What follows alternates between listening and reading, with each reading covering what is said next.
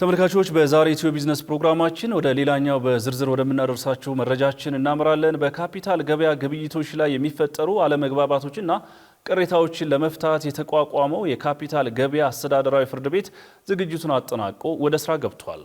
አስተዳደር ፍርድ ቤቱ በኢትዮጵያ ካፒታል ገበያ ባለስልጣንና በሰነደ መዋለ ንዋይ ገበያ በሚወሰኑ ውሳኔዎች ላይ ቅሬታ ያላቸው አካላት የሚያቀርቡትን ቅሬታ መርምሮ ውሳኔ የሚሰጥ ስለመሆኑ ተገልጿል። ባልደረባችን ሃይማኖት ወርቁ አስተዳደራዊ ፍርድ ቤት መኖሩ ተአማኒነት ያለው ግብይት እንዲኖር እንዲሁም ለካፒታል ገበያው እድገት ስለሚኖረው አስተዋጽኦ ያዘጋጀችልን አለ። እሱን ተከታትለን እንመለስ። የሰነደ መዋለ ንዋይ ገበያ በይፋ መጀመሩን ተከትሎ የካፒታል ገበያ ባለድርሻ አካላት አሁን ላይ ፍቃድ እየወሰዱ ይገኛሉ። ታዲያ የካፒታል ገበያ አስተዳደራዊ ፍርድ ቤትም ከካፒታል ገበያ ጋር በተያያዙ የሚቀርቡ ቅሬታዎችንና አቤቱታዎችን መርምሮ ውሳኔ ለመስጠት የሚያስችለውን ዝግጅት አጠናቆ ወደ ስራ ገብቷል። እኛም በዛሬው የኢትዮ ቢዝነስ ዝግጅታችን ይህ የካፒታል ገበያ አስተዳደራዊ ፍርድ ቤት የካፒታል ገበያ ተሳታፊዎች ላይ አመኔታን ለመፍጠርና ለካፒታል ገበያው እድገት ስለሚኖረው አስተዋጽኦ በስፋት እንመለከታለን። አብራችሁን ቆዩ። የኢትዮጵያ ካፒታል ገበያ አስተዳደራዊ ፍርድ ቤት የተቋቋመው በአዋጅ ቁጥር 1248 2013 ነው። ይሄ አዋጅ ፍርድ ቤቱን ሲያቋቁም ራሱን ችሎ አንድ እንደ ፌዴራል መንግስት ተቋም ሆኖ እንዲቆም ነው ያደረገው። ስለዚህ ራሱን የቻለ አንድ የመንግስት ተቋም የራሱ በጀት አለው፣ የራሱ ዳኞች እና ድጋፍ ሰጪ ሰራተኞች፣ ሬጅስትራር ሁሉ የራሱ ያለው በአመት አንድ ጊዜ በጀት አመቱ ባለቀ በ3 ወር ውስጥ ለጠቅላይ ሚኒስትሩ አፈጻጸም ሪፖርቱን እንዲያቀርብ ብቻ የሚጠበቅበት አንድ የፌዴራል መንግስት ተቋም ነው ማለት ነው። ፍርድ ቤቱ የኢንቨስተሮችን ጥቅም ማስጠበቅ ዋነኛ ዓላማው ነው። አንድ ሁለተኛ በካፒታል ገበያ ስርዓት ውስጥ ተአማኒነት እንዲኖር በሁሉም ወገኖች እምነት የሚጣልበት የግብይት ስርዓት ኢትዮጵያ ውስጥ እንዲኖር ከሚያስፈልጉ ተቋማት አንዱ ነው። ስለዚህ ሌላው በሁሉም ተገበያዮች ላይ እምነት የሚጣልበት የገበያ ስርዓት እንዲኖር ማድረግ ሌላው ዓላማው ነው። ሰዎች ኢንቨስት ሲያደርጉ በዚህ ምክንያት በሚፈጠር አለመግባባት ምክንያት የሆነ ጉዳይን ስናቆም በቀንና በሰዓታት ውስጥ ከፍተኛ ገቢ ሊያስገኝ የሚችል የሰነደ መዋዕለ ንዋይን ነው እያገድን ያለ ነው ማለት ነው። እንዲህ አይነት ጉዳዮችን በማገድ ረጅም ጊዜ በማቆየት ከሚገኘው ፍትህ የባከነው ጊዜ የሚያመጣው ጉዳት ይበልጣል ማለት ነው። የካፒታል ገበያ አስተዳደራዊ ፍርድ ቤት አሁን ያለበት ደረጃ ምንድነው? ፍርድ ቤቱስ የሚመለከታቸው ቅሬታዎችና አቤቱታዎች ምንድን ናቸው? ፍርድ ቤቱ ተገቢ ውሳኔዎችን ለመስጠት በሚያስችል ደረጃ ችሎቶችን አደራጅቷል።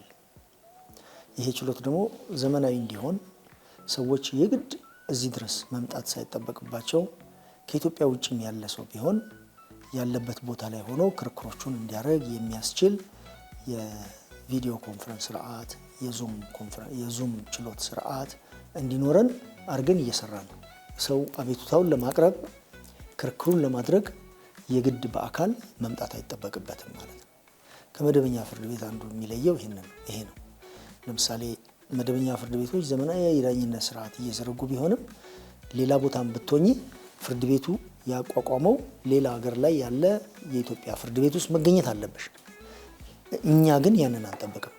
ስለዚህ በዚህ ደረጃ ዝግጅት አድርገን እየጠበቅን ነው ማለት ነው። የካፒታል ገበያ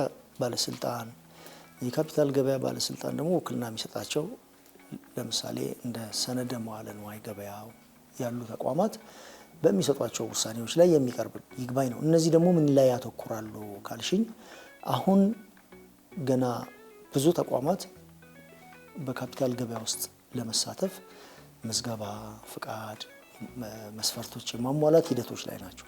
ስለዚህ ኢርሊ ስቴጅ ላይ ሊያጋጥሙ የሚችሉ ጉዳዮች ከምዝገባ፣ ፍቃድ መከልከል፣ የተጠየቅነው ሪኳየርመንት ኤክስትሪምሊ የተጋነነ ነውና ሊሟላ በማንም ሊሟላ አይችልም። ህጎቹ በጣም ጠብቀውብናል፣ አሰራሩ ጠብቀውብናል፣ አላግባብ ተከልክለናል፣ ፍቃድ፣ እውቅና የሚሉ ጉዳዮች ይበዛሉ።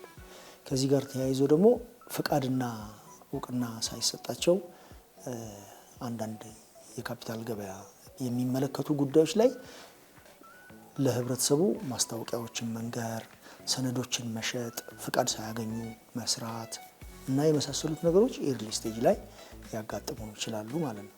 እየቆየን ወደ ስራው ውስጥ በደንብ እየገባን ስንሄድ ደግሞ በስራ ሂደት የሚፈጠሩ ጥፋቶች ይኖራሉ። ለምሳሌ ፍቃድ የወሰዱ ሰዎች የባለ ሀብቶችን ወይም በካፒታል ገበያ ውስጥ በተመዘገበ ማንኛውም ተቋም ላይ ኢንቨስት ያደረጉ ሰዎችን የሚጎዳ ተግባር በሚፈጽሙ ጊዜ በእነዚህ ተቋማት ላይ በእነዚህ ድርጅቶች ላይ የሚወሰዱ አስተዳደራዊ እርምጃዎች ተገቢ አይደሉም፣ ያጠፋው ጥፋት በዚህ ልክ ከባድ ሆኖ ሊታይብኝ አይገባም ነበር ወይም ደግሞ አላጠፋሁም የሚሉ ቅሬታዎች ሊመጡ ይችላሉ ማለት ነው። ስለዚህ በእነዚህ ዙሪያዎች ላይ በቀጥታም ሆነ በተዘዋዋሪ የካፒታል ማርኬት አዋጁንና ከዚህ አዋጅ ጋራ ግንኙነት ያላቸው ሌሎች ሕጎች ጋር የተያያዙ ቅሬታዎችን ነው በዋናነት የሚያየው።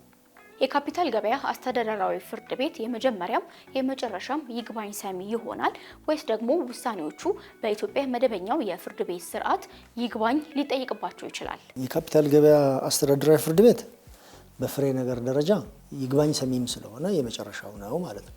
ለምሳሌ ወደ ፌዴራል ከፍተኛ ፍርድ ቤት ተሂዶ ማስረጃን በሚመለከት ክርክር ድጋሚ አይደረግም ማለት ነው። ነገር ግን የአስተዳደራዊ ፍርድ ቤቱ በሚሰጣቸው ውሳኔዎች ላይ የህግ ስህተቶች አሉበት የሚል ወገን ካለ ይህንን በይግባኝ ለፌዴራል ከፍተኛ ፍርድ ቤት አቤቱታ ማቅረብ ይችላል ማለት ነው። የካፒታል ገበያ ስርዓት እንዲያድግና በኢኮኖሚ ውስጥ ተገቢውን አስተዋጽኦ እንዲያበረክት አንድ ተቋም አይደለም ሊኖር የሚገባው። ለምሳሌ ገበያው ብቻውን ቢኖር ገበያው ብቻውን ሁሉን አያረግም። ገበያውና ባለስልጣኑ ብቻ ቢሆኑ ደግሞ ሁሉም በሁለቱ ብቻ አያልቅም። ስለዚህ ልክ በዚሁ አግባብ የሰነደ መዋዕለ ንዋይ ደላሎች፣ የሰነድ መዋዕለ ግብይት አመቻቾች፣ ኢንቨስትመንት ባንኮች፣ ኢንቨስትመንት አድቫይዘሮች ሁሉ ያስፈልጋሉ።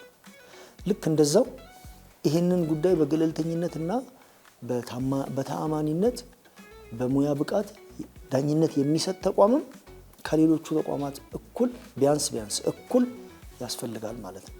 ይሄ መኖሩ የሚፈጥረው እምነት በሌሎች ተቋማት ውስጥ የሚፈጥረው እምነት የገበያው ተሳታፊዎች ከእለት ዕለት ቁጥራቸው እያደገ በገበያ ውስጥ የሚገበያዩት የአክሲዮን አይነቶች ወይም የኩባንያ አይነቶች እየበዛ እንዲሄድ ተአማኒ የዳኝነት ስርዓት መኖሩ ትልቅ አስተዋጽኦ አለው።